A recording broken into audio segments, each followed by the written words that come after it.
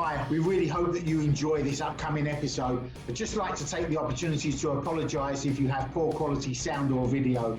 We're working with the power of Zoom and everybody's sharing broadbands. Like everybody else in the world, we're trying to buy better cameras and webcams and better microphones. Delivery is not easy, but we will, as soon as we can, improve the quality. So bear with us on that one.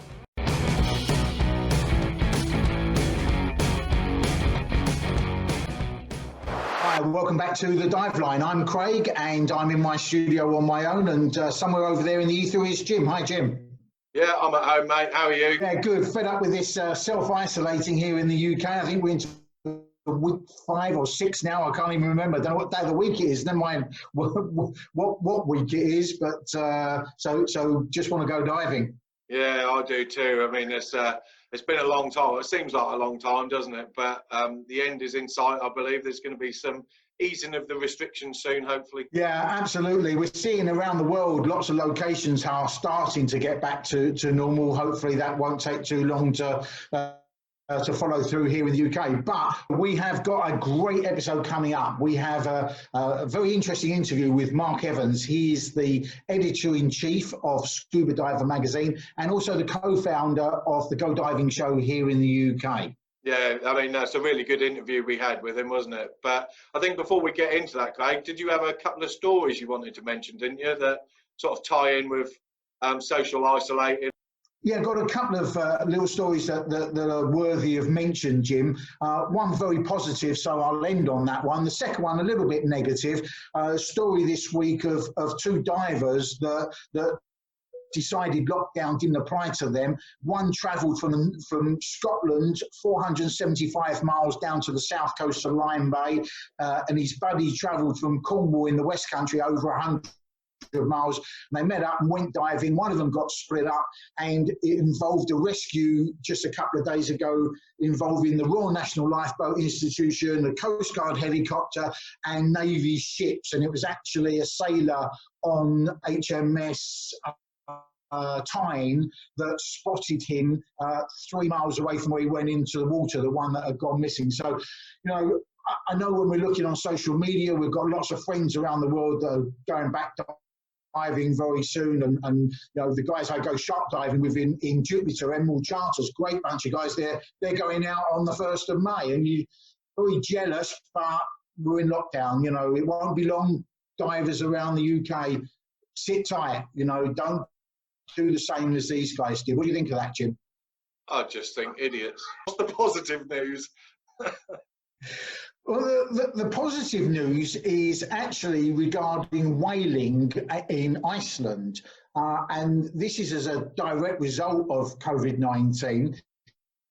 The whaling company IP Utgard, I think they're the second biggest whaling company in Iceland, have announced on the 24th of April that it is actually no longer economically viable, and they're going to stop whaling completely. The largest one, which is Havlur, which is, as I say, the largest whaling company in Iceland, never whaled last year and have now announced they're not going to again this year because they can't keep their crew socially distanced from each other during a whaling operation. So positive of COVID-19 is they can't go out whaling, and so that's two big companies now, and Iceland's whaling industry hopefully is now on its knees, and the writing is on the wall that that's the end of it. So a fantastic positive one to end on there, Jim. Yeah, I mean, that's amazing news, isn't it? Just amazing news. Anything that prevents people from whaling has got to be a good thing. I mean, we've got actually an interview planned for the future, haven't we? That with a guy that knows more about whaling than most people, I would say. So we're really looking forward to that. You know, but yeah, I mean, that's a positive, such a positive message. I mean, that makes you smile inside and outside, doesn't it? Yeah. Yeah, absolutely. We'll keep that under wraps who that might be, but we have some exceptional guests besides the person you just mentioned. We've got some really good guests coming up in the future.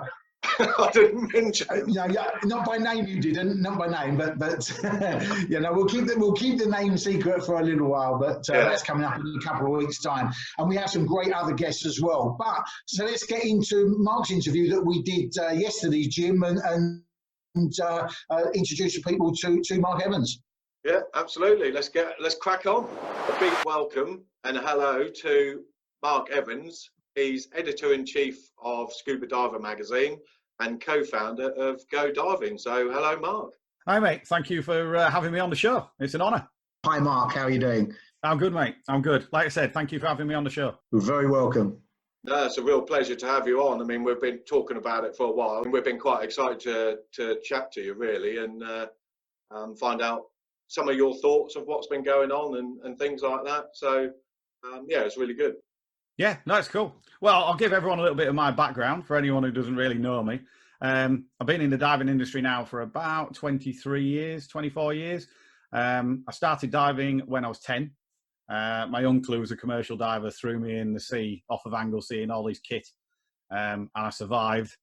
And that was it. I was hooked right from that moment. And so I started diving regularly with him and all of his crew, mostly in the North Sea, a bit of North Wales, up in Oban, things around there.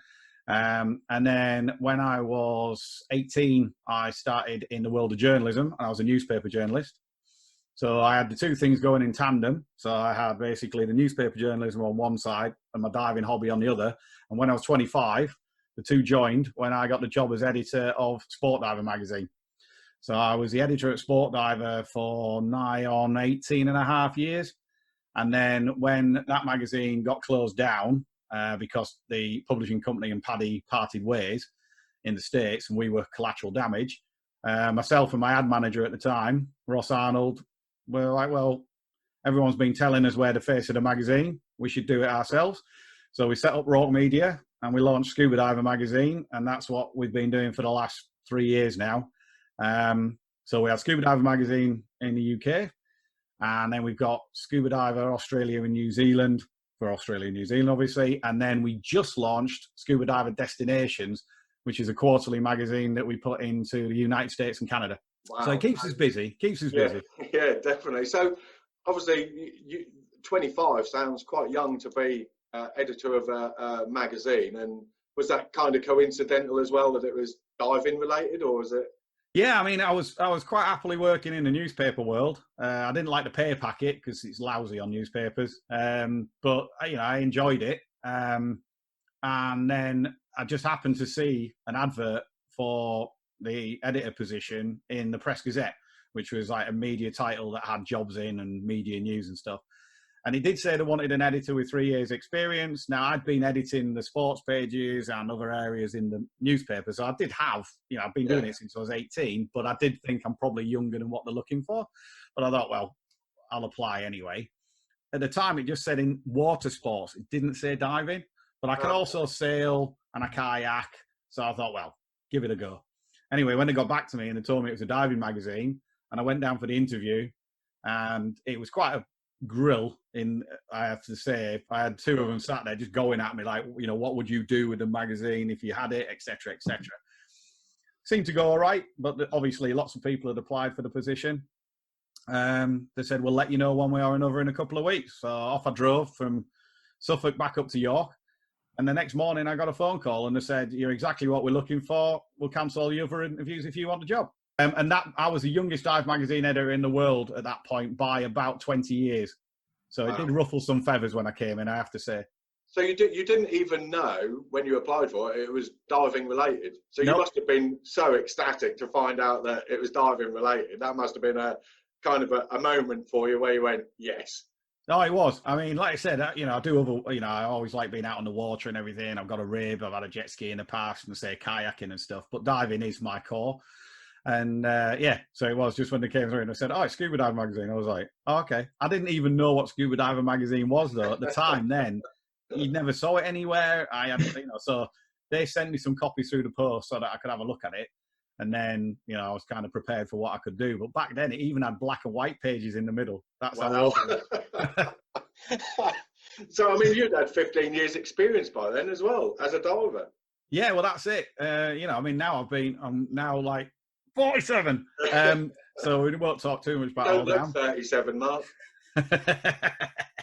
So the thing is, that's it. So, you know, so having, you know, at my age, having 37 years of diving is quite, you know, it's quite good, really. That's pretty phenomenal, really. So I was very thankful for the fact that my uncle got me diving at such a young age. We have heard a story that you've told in your younger days with your uncle, and Craig is particularly keen for you to tell us about it again. Oh, oh, I knew that one was going to come up.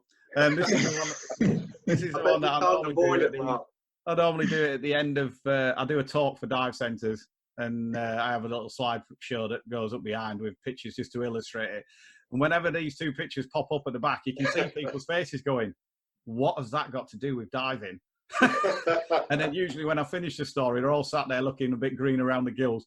So yeah, so the short, truncated version of the story was, we were doing a drift dive up in the Lake District, and this area where the water comes down, if it's been in full flood, you do get some eddies where it kind of things collect that have drifted down. So this day in particular, it was running quite fast, and we did the drift dive down. I got kicked into the eddy and ended up embedded inside a dead sheep, which had obviously been floating around for quite a while because it was rather inflated, shall we say. And I hit it at speed and embedded myself up to about mid-torso, head first into its chest cavity. It was not pleasant, believe me. Apparently, according to my uncle, it was hilarious seeing me fighting my way out of this sheep and having entrails and everything attached to me. I got as much off as I could in the water, and then I took my fins off and I walked all the way to the nearest petrol station where he pressure washed me to get as much of it off, because even though I had the reg in and my mask on, I could still taste it through the regulator. Oh, no. It's the worst thing ever. And how old were you? About 17.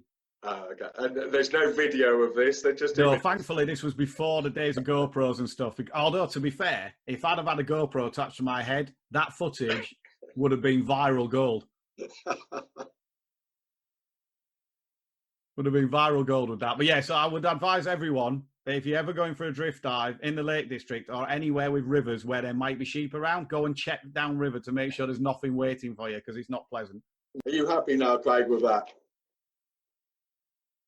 He looks happy. I think he's frozen in happiness. Yeah, he does actually. Yeah, he does look really happy, doesn't he? Maybe we'll get a still of that and we'll put it up. So obviously that's your entry into diving, how you started, and we've got you in today because you know you're kind of an industry insider, really, aren't you? You know, you sort of speak to people, friends, colleagues, and associates within the diving industry, and we wanted to find out what you think sort of long-term and short-term issues are with this COVID-19. What's being said out there? What can we tell people? What do we know, if anything? Yeah, well, I mean, a lot of it's up in the air at the moment, isn't it? Which is the problem. I mean, at the moment, there's a group of kind of major industry stakeholders. We get together every Tuesday afternoon just for a catch-up. I think it's more to keep us kind of in contact with one another and, to be fair, give one another a sounding board where we can just talk and be a little bit open, because we're all in the same boat. You know, nobody's got any answers at the moment. Nobody seems to know what's happening. But it's just nice to have a bit of support for one another. Yeah, definitely. You know, I mean, looking at it, you know, we know we're in for the long haul, one way or the other. I think social distancing is something that we're going to have to get used to for potentially 12 months, 16 months, maybe even longer. I think that could potentially be around until they find a vaccine or a cure, or it just burns itself out, or whatever happens. I'd like to think that the current lockdown that we're in, if the deaths and the cases and everything do continue to plateau and then start to drop, we will see some restrictions released, but it will be very phased. It'd be nice to think that we could see in the end of the summer and at least get something back in the British diving calendar. But my gut feeling is you're going to be looking at August, September time potentially before that might even happen. But I mean, I have no inside track on that. We really don't know. That's just looking at other countries and their, you know, their transition from up into plateau and into down and the time scales. I think that's, got a bit of potential. The problem that we've got is that I think leisure pursuits will be amongst the last things that get released because they're not essential. I mean, I know we'd like to think they're essential because they're part of our job. Scuba diving, essential. Yeah, it is, and that's it. So I think that the people who work in the leisure industries, it is essential. But then for people to come into us, but that isn't necessarily something that's essential. So I can see us being towards the back end of the group anyway. Obviously, there is the issue about diving and social distancing because as a buddy team, it's like, you've got that. Now, okay, you could minimize their interaction. You can do a buddy check from more than 2 meters away, which is fine. But obviously, there is a situation that if you're in the water and one of you gets into trouble and you have to go onto the other one's octopus, well, so there is that. There's no way of avoiding that. All right, we could get, I saw somebody jokingly said, well, everyone could start using a 2 meter octopus hose. Which I was like, well, yeah, that's great because that deals with the social distancing, but not the fact that you've now got to put it in your mouth. True. But I think the issue you got is I think if they allow small groups, I think you'll start having you can go around to your neighbours for a drink and social distance sitting in their back garden and things like that. So potentially small groups of people I could see being able to go diving to coastal sites and stuff like that because you could quite easily maintain the social distancing, do it safely, etc., etc. As to what will happen with the inland sites, who knows? Because obviously they can get hundreds of people there on a weekend. So that's going to make the social distancing difficult. Are they going to be able to open with a restriction on the number of people? But then it makes it, when does it become financially viable for them to actually be open? Because obviously they need bums on seats. But will there be hundreds of people turning up to them? I mean, the short-term implications to the dive industry, and we've spoken prior to this, like local dive centres and things like that. What's the short-term implications for sort of the dive industry, really? Will everyone get through it? Will there be places for us to teach? Will there, there's a lot to consider short-term, isn't there? I think the dive industry's suffering quite a lot in such a short space of time without the long-term implications. Yeah, no, I mean, it is. I mean, the UK dive industry has needed a shot in the arm for a bit. And as we were talking about, it's just typical that we have seen some of the best Easter weather in many a year. If we took COVID-19 out of the picture, this could have been the perfect start to a great UK diving season, because people would have been able to get out, go diving, take the students out, show them what diving's all about and everything. And that's all just been stopped. Now, the one thing that is positive, because I've spoken to several small-scale dive shops, like one-man bands, two-man bands, and they are, at the moment, being kept busy with servicing. Okay. So that's quite positive, because obviously the training stopped. All right, people can still do a bit of e-learning, but they can't actually do the rest of it. None of that helps the dive centre in right now anyway. Obviously, they're not actually going diving. But servicing, that's something that can be done. People can drop stuff off. They can then pick it up. He can, they can service it all. It can then be arranged for them to come and pick it up. So you can quite easily work that with social distancing and things. And it's a twofold, really. One is if you go and send off your regs, your BCD, send off your computer to get a new battery in it, get your dry suit sorted, whatever. Everything, If you do that, it's twofold. One is you're supporting your dive centre at this point when any money coming through the door is obviously a benefit.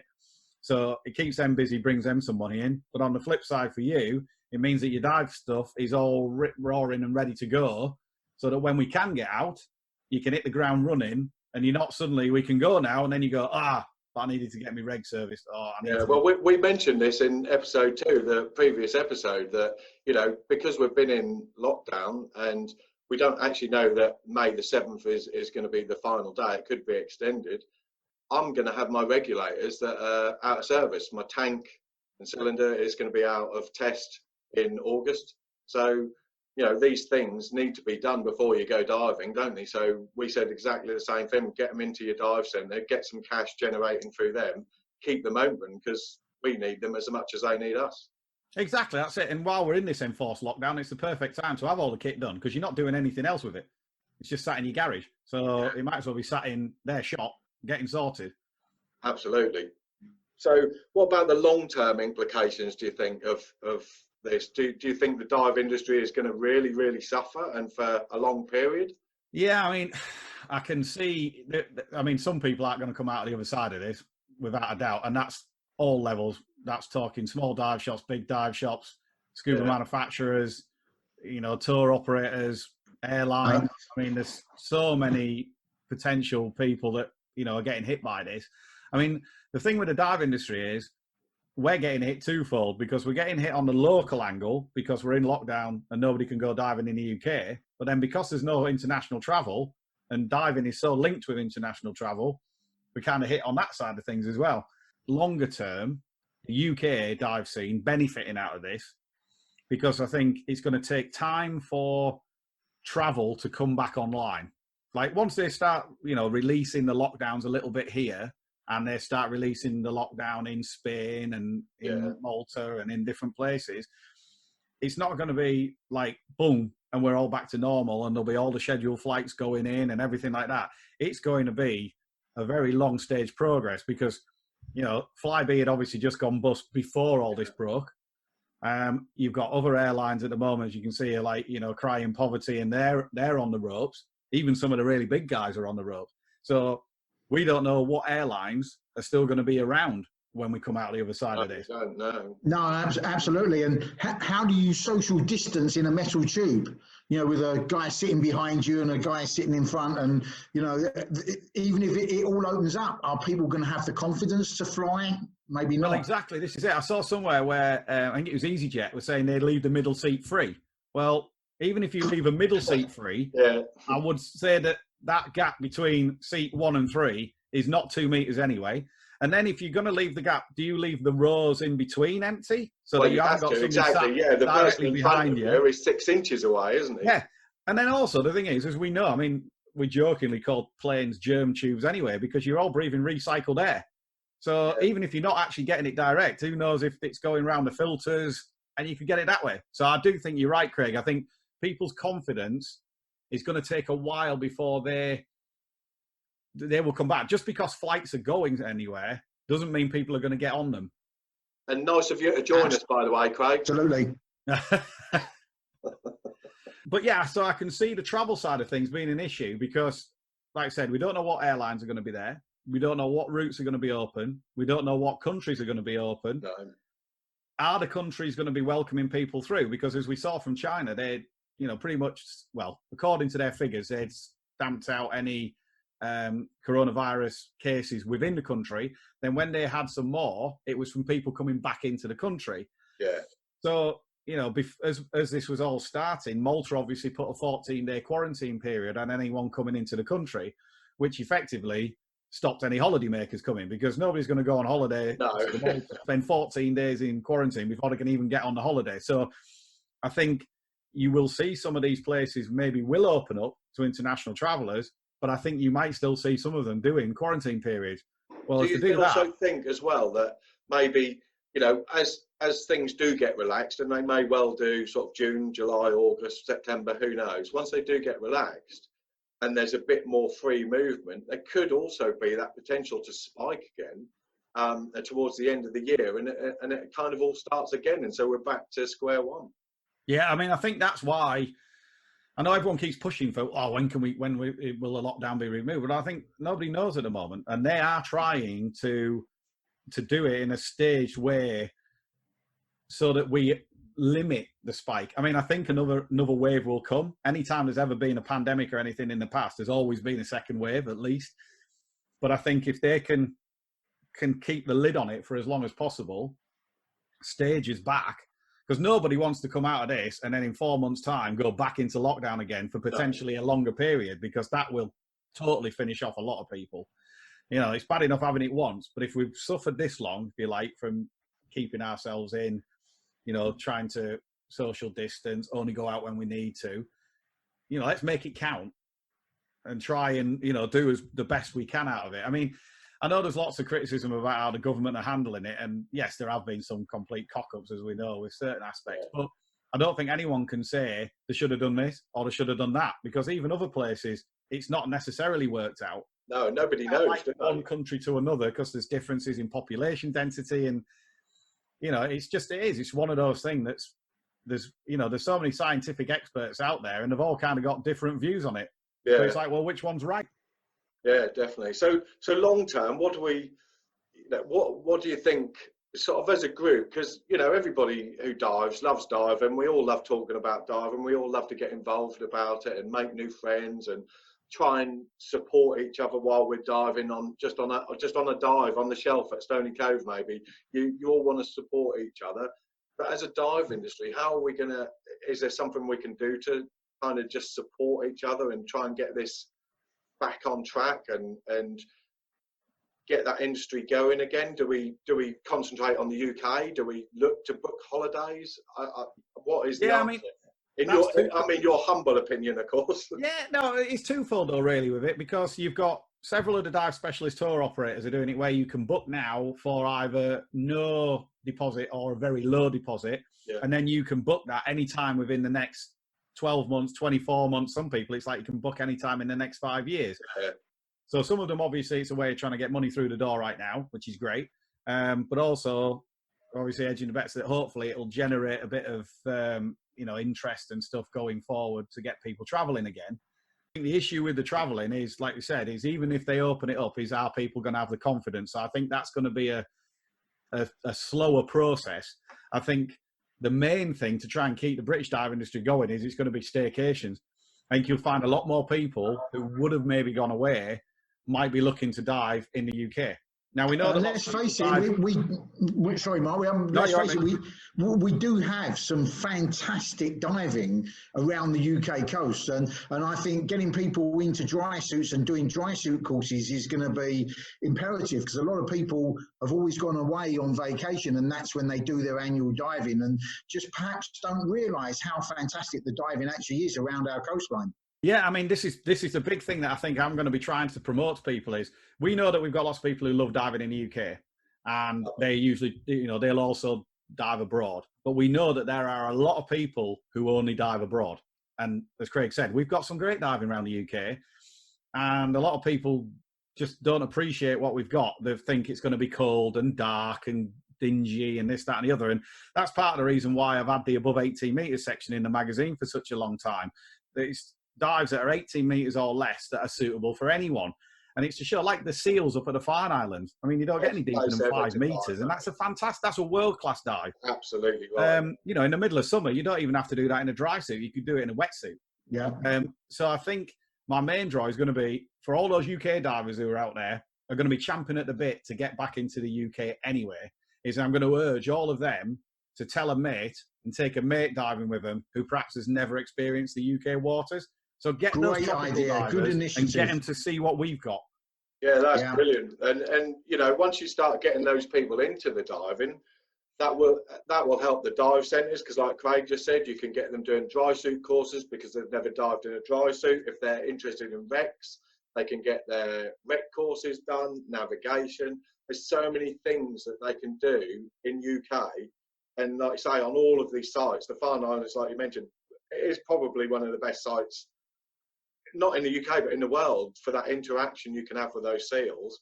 And all you need to do is a dry suit course, or in the height of summer, like you say, with a wetsuit. So I think it will help all the dive centres as well if we get more people to stay in the UK and dive in the UK and check out. Even the inland sites are great. They're not cold, dark and dingy. It's a matter of perspective, isn't it? Yeah, I also think it's going to be really helpful if dry suit hire becomes much more common, because that's the way people will dip their toe in the water for those that we're trying to encourage to dive in the UK. If they can rent a suit to have a go at, they're much more likely to try it, because it's quite a big investment to buy a dry suit. Yeah, no, you're right. I mean, thankfully, there's quite a few places that do rental of dry suits, but like you said, that is an in. I mean, yes, you can dive in the UK in a wetsuit or a semi-dry, but I mean, personally, I dive in a dry suit all year round because I just prefer to be more comfortable. I mean, even in the middle of summer, the water's still going to chill you after a while, and I prefer to be warm. And dry suits now, compared with 20 odd years ago, You know, I remember my first dry suit was an 8mm non-compressed neoprene suit. You walked around in 50 kilos of lead. Diver walk like that. Everyone thinks that you walk like that to try and look like big and hard, and it was like, no, that's just the shape of the suit. And then this thing won't bend. Yeah, it was, because you'd do something underwater like this, and you'd relax, and you'd just go back into that shape again like that. And you needed about 48,000 pounds of lead to sink. Yeah. But like the new suits now, you know, some of the membrane suits by, you know, Santee and Otter and Fourth Element and the like, you know, they're great. I mean, I don't wear that much more weight in my Fourth Element Trilam suit than I do when I'm diving in a 5mm neoprene suit. But you're so comfortable, it's nice and easy to move. You know, the underlayers now are very warm, but they're not as thick as the old woolly bears of yesteryear. So diving in a dry suit is no longer, I don't think it's as threatening, if you like. I love my dry suit. Doing it. I love diving in it. I love my dry suit. Diving in a dry suit is just, it is a different way to dive. But if I go abroad and I dive in a wetsuit, I actually feel like I miss my dry suit. Mm. And I think that's the thing, is we just need to show people that it's, you know, dry suits, they're not that scary. You know, a bit of training, you can dive in one safely. But it is just showcasing what we've got around the UK. Because like you said, you know, we've got the seals, we've got the basking sharks off Cornwall, the blue sharks off Cornwall. But even if you just go for like a dive off the North Wales coast, for instance, you know, you've got spider crabs and common lobsters and shrimps and dogfish and jellyfish and everything. You know, it's really colourful. And you see lots of marine life and everything. And you only have to go in maybe 7 or 8 metres. So it's non-threatening. You're in a shallow, sheltered bay. There's no currents. You know, so it's dead easy to dive. And I just think what we need is, like I said, is get more of these people who've only ever dived abroad, at least keep them diving. Because otherwise the risk is their dive kit's going to end up on eBay and they're just going to give up. So we don't want to risk that. So keep them diving. And then what we need is everybody who's going out, I'm going to urge everyone to get as many pictures and videos on social media as they can. Because then everyone else is seeing that. And hopefully that will start the ball rolling, that even more people will be like, oh, yeah, we should give that a go. And we get more in the water. Yeah, absolutely. We'll be doing everything we can to encourage that as well, Jim? Yeah, absolutely. I mean, I love diving in the UK, and I think it's so underrated.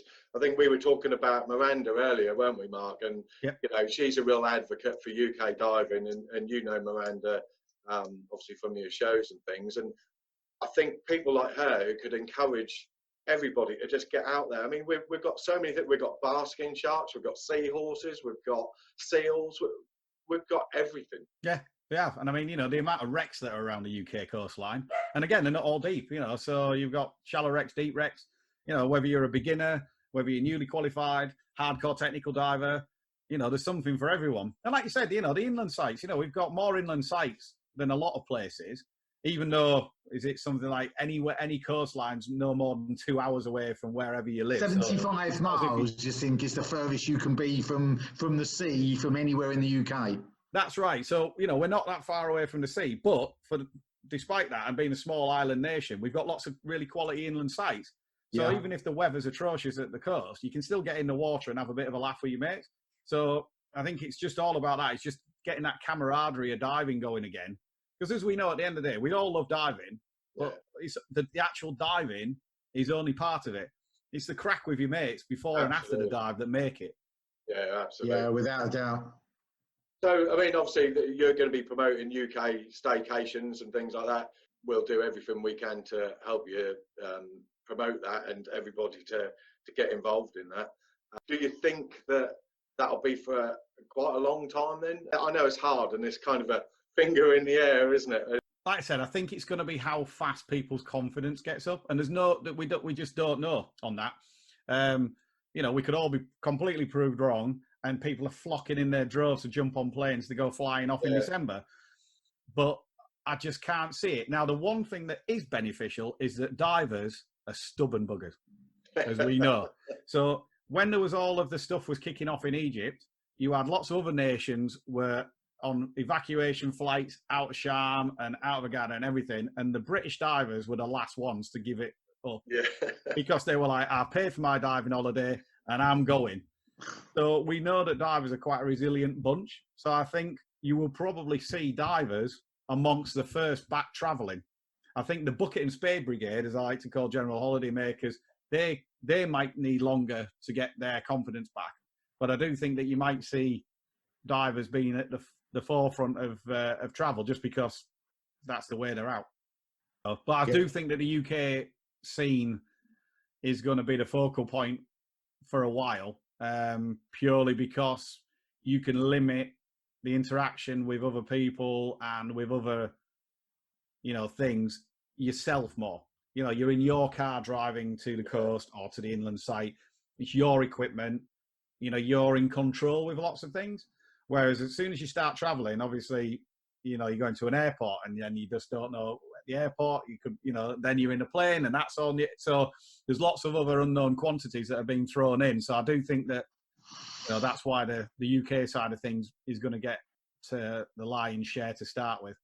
That may well also encourage the holiday divers, because if they see those of us that are, happy to jump in our dry suit and go off the Norfolk coast or wherever it might be, and those guys aren't confident, or they're not booking, or they're not allowed to go to a vacation spot to dive, there's going to be some jealousy there, and people thinking, well, these guys are diving, I'm going to start diving in England because, they're out and I can't dive otherwise.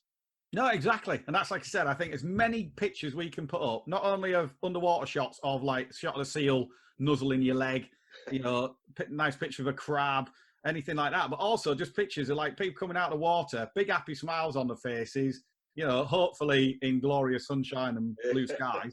But, cup of tea in the car park. Yeah, but people, big cheesy grins, like looking like they've had a good laugh. And then hopefully that will inspire other people to think, yeah, I should be doing that. Yeah. I mean, that's brilliant. I mean, that is kind of, myself and Craig have had these discussions several times, and I've spoken to other people, and they're probably of the same mind as you, Mark, that staying in the UK and getting that going again is the way forward. So, yeah, I mean, it's great to hear you say that as well. Yeah, I mean, like I said, it is only, a lot of it's my gut feeling, but from talking with the other stakeholders, that's kind of, we're all of the same ilk, that we're thinking the UK is going to be where it's at to start with. Purely, because of those reasons, and we've no idea what the state of travel is going to be like, and then I think it's just going to be basically suck it and see, and we'll just take each month and week as it comes and kind of try and develop our strategies from there. Yeah, definitely. So what about you then, Mark? What about what's happening with you and Scuba Diver Magazine? I guess you've seen a difference in the last few weeks with the magazine, and obviously go diving next year. I mean, what's happening for you? Yeah, well, touch on go diving first. I mean, obviously it was scheduled. It was going to be the end of February 2020. We're just monitoring the situation, but I'm thinking that because we assumed that there will be some form of social distancing still in place, potentially large gatherings might still be off the books. At the end of the day, we're only 9 months away from that date. So it might be that we're postponing it until 2022. But yeah, watch this space and we'll keep you in the loop on that one. Yeah. With the magazine, obviously everybody has had to shut down their dive centres. They've had to shut down their tour operator businesses, have shut down their resorts. And because they're not getting anybody there and they're struggling for money, they've all had to put everything on hold. So pretty much all our advertising in the magazine's been put on hold for a few months until things turn around and start coming back out. The other problem we've got is obviously we put the magazine into dive centres to encourage divers to go to dive centres to pick it up. Yeah. Well, none of the dive centres are open and no one's allowed out. So the magazine's currently on hold, but what we are doing is we're just putting all our efforts into the website at the moment. Oh, yeah. So you're doing a digital version of the... Yeah, just to keep engaged with our audience. So there's going to be plenty of articles on the website. Lots of news stories going up on there. We've got lots of hint and advice videos going up at the moment. And the new thing we're launching with the first one due to go live next Friday night is Scuba Diver Live. Wow, is this a scoop, Mark? Is this a scoop for us? Yeah, Scuba Diver Live. You are the first to hear it here. Scuba Diver Live, where we're going to be basically doing a bit of a chat show and talking to from people around the world about all sorts of weird. How do we connect with that then? So we're still just working out all the finer details at the moment, but basically we'll be pushing it out on social media so people can log in through that way and catch it live. But we'll also be recording it and putting it out on YouTube. So kind of same sort of idea that you guys are doing, so that people can catch it live or they can watch it recorded. But yeah, we're going to try and do something a little bit different. There's lots of webinars and stuff going on at the moment, which is great. But we just wanted to try and do something a little bit more off the cuff. So I'm going to try and do a bit more like a chat show element, maybe bring in multiple guests and do it that way. We're also going to try and, as soon as we're allowed and we've got the restrictions, we're going to go out on the road. So maybe do some, when we go off for our first UK diving trips, try and film it and make a little mini movie of the road trip to go diving for the first time. Excellent. Stuff like that. So that's keeping us occupied at the moment. And then the plan is that we'll keep that going once the magazine comes back online, once the dive centres are open and everything. So we'll kind of be two-pronged attack then. Sounds like you've stolen some of our ideas, Mark, but funnily enough, we've stolen one of yours. So, well, it's all share and share alike, you see. This is what absolutely. I like about the dive industry. The diving fraternity's got to stick together. Collaborations, I think they call it, Mark. Exactly. Yeah. So for people to keep in touch with that, Mark, the best thing to do is to follow you on Facebook on Scuba Diver Mag. Yes, yeah. If you follow us on Facebook, is probably the best bet, or Instagram. But Facebook's probably the main point of contact, and then we'll be firing out the links from there. And it'll also be on our website, scubadivermag.com. So it will be live on there too, and given the information. Well, that sounds pretty exciting. That I look forward to that. Yeah, it should be good. Should be good. What could possibly go wrong? Hey, lot, especially if you're live. We're recording this and we're going to edit it. So we're okay. If you're doing it live, good luck. We're conscious that we don't want to keep you too long. You're a busy man, and we'll speak to you again, I'm sure. But what we thought we'd do was end off with the element we stole from you.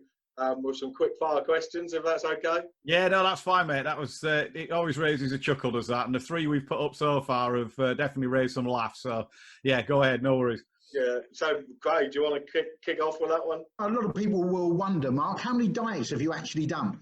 I hate to say it, but I haven't properly logged my dives for many a year now. But roughly, I reckon I'm probably around about 7,000 or 8,000 now. Because I mean that's 37 years of diving, and obviously 23 of them have been within the magazine world, where I'm sometimes doing anywhere from 250, 300 dives a year. So you soon start clocking them up when you're doing that many. Yeah, fantastic. Wow, that's a lot. Jim. Okay, so best thing about scuba diving? It's nearest you get to flying. That's the best way I describe it. Is it's the nearest you will get to flying, because you can move in 3 dimensions. And you can't do that in anything else. Worst thing about scuba diving? Not being able to breathe underwater. Because that's the worst thing, is when you get to the end of your tank and you have to come up. Because how many times have you been on a dive and you're right in the thick of the action, and then you look and you're getting near your reserve and you've got to go up? Yeah. And you think to yourself, if only I had gills. Yeah, exactly. Okay, cool. So, favourite UK dive site? Scapa Flow. Favourite overseas dive site? Red Sea. Yeah, definitely. North or south? Sudan, actually. Oh, that's a question we didn't have. That's ad-libbing, that is. Sorry.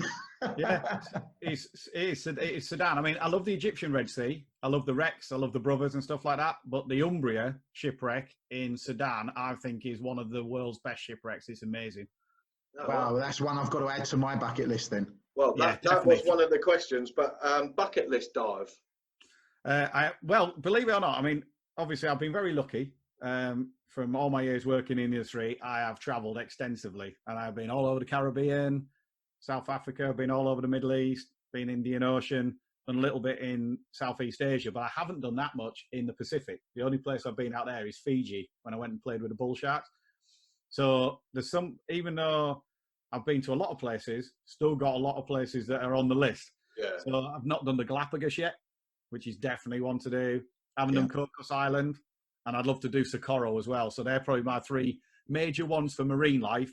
And then my big one that I want to do for Rex is Truck Lagoon. Yeah. Oh, yeah. Sharks or dolphins? Sharks. Every time. Every time. So I'm not going to ask you your favourite wreck. You've just done that. So if you could do one last dive, and it was your final dive before you left our mortal coil, who would it be with? I'll have to say I was doing it with my wife, because otherwise she'll kill me. Good answer. Is she listening? This next question, Mark, after 7,000 dives might be a bit difficult, but your most memorable dive? Yeah, God, Tough there's one. been a lot of like quite interesting ones that have come up. Probably one of the most memorable I've had recently was the trip to Fiji I did a couple of years ago. We were on the bull shark dive there, and there was about 45 like big 2.5, 3 meter bull sharks all swirling around in front of us, which was, you know, that's exciting enough. And then about 3.5 meter tiger shark rocked up in the middle of it, and he got quite frisky, shall we say. And yeah, I made for some good photographs, but it did get quite interesting for a little bit. Brilliant. Okay, cool. So, I mean, that's the questions we had. The last question really was how to encourage more people to dive, but we've kind of covered that. So yeah, I was going to say, I mean, I think that's always been the way, is get somebody else into it. It's like bring a buddy. The way I look at it is, you know, the best way of getting people into diving is to show people how cool diving is. And the best advocates for that are divers. So, yeah, you know, anyone who's a diver, I'd urge them to go and talk to the friends who are non-divers and try and get more people to dive. Yeah, brilliant. Great answers. Thank you, Mark. No worries. Appreciate it. Yeah, cool. So, and again, can only thank you again for your time and your insight into everything. So, hopefully we can chat again soon. And when the lockdown's over and everything's been relaxed a little bit, we can get you back on and see where we are. Yeah, no, sounds fantastic. And hopefully we could actually meet up and actually go for a dive. Yeah, followed by a beer. Exactly. Or two. Well, we look forward to catching up with you on a Friday night on the webinars. We'll look out for that on Facebook, on Scuba Diver Mag Facebook page. Perfect. Well, thank you very much to Mark. That was a really enlightening interview, and we look forward to having Mark back on in the future. Since we did that a couple of days ago, Jim, you've got another story that's come to light that Mark's interview reflects on. Yeah, I mean, it's something that Mark mentioned about bringing a buddy along with you, so like a non-diver, and getting more people into diving within the UK and helping local dive centres. One of our local companies, Scuba Diver Diving, Carl, had a great idea that I think a lot of other dive centres could take on. And certainly if you've got the other half that's interested in conservation and the welfare of animals and things like that, but isn't a diver, Carl had this idea to let everybody know about the courses that don't involve any diving whatsoever. Things like the Aware Shark Conservation Speciality, or the Project Aware Speciality, and the Coral Reef Conservation. 3 really good courses that you can do if you're a non-diver. You can make a big difference. What do you think, Craig? Well, I think it's just a fantastic idea, Jim. I mean, anything that a non-diver can get involved with a diver. We've got husbands and wives. My wife's a non-diver. She won't even put her head under the water in a swimming pool. Never mind come diving with me. But to be able to, she's still got an interest in nature and conservation, and so we could do that together, and she could actually get certified for that course and not be a diver. So what a fabulous idea whilst we're all in lockdown to do it together. And like we said, it helps the dive centres out as well, doesn't it? The other one that I thought of to tag on to that is the EFR, the Emergency First Responder and First Aid. Well, that's a brilliant life skill to have. And again, you don't need to go diving, but to have that as a skill is amazing. So that's another one that you could do through your local dive centre. Yeah, so of course with the EFR, Jim, you could do all the theory of that course at home and read through the books, which is some invaluable skills to be learned of that. But of course the practical element of that with the breathing and CPR, you do in the local dive centre once we're out of lockdown. Yeah, absolutely. But you could sign up for it now, so that's really good. Yeah, another way to support your local dive centre, as you say, Jim. Really looking forward to the next episode. We've got Rich Somerset coming in from Paddy. So if you want to know what Paddy are thinking at the moment and what the future holds with those guys, that'll be interesting. So tune in for that. And you've got news of another guest, haven't you? Yeah, I've got to say, this is one, Jim, that I am so excited about. More people have been in space than have dived on the world's most iconic wreck. John Tasserton, who is one of those divers that has dived the Titanic, is coming in really excited about that. I can't believe, honestly, I cannot believe we're actually going to be speaking to somebody who's been and dived on the Titanic. I mean, that's just incredible. Yeah, it really is. And John's got some fantastic tales. People may know him from Discovery Channel's Deep Sea Detectives, where he did 57 episodes. So we're really looking forward to that episode, and that's coming up in the future. Yeah, I mean, he's dived a lot of wrecks, hasn't he? A lot of famous wrecks. So, yeah, that'll be really interesting. Really excited about that. I guess that just about wraps it up, does it, Craig? Just like to say to everybody, everything we do is free of charge. There's only one thing we'd ask you to do, and that's please click on subscribe, like, and share what we do, and that really does help us. Yeah, absolutely. Everything you've just said and more. So it's goodbye from me and goodbye from him. Goodbye. See ya.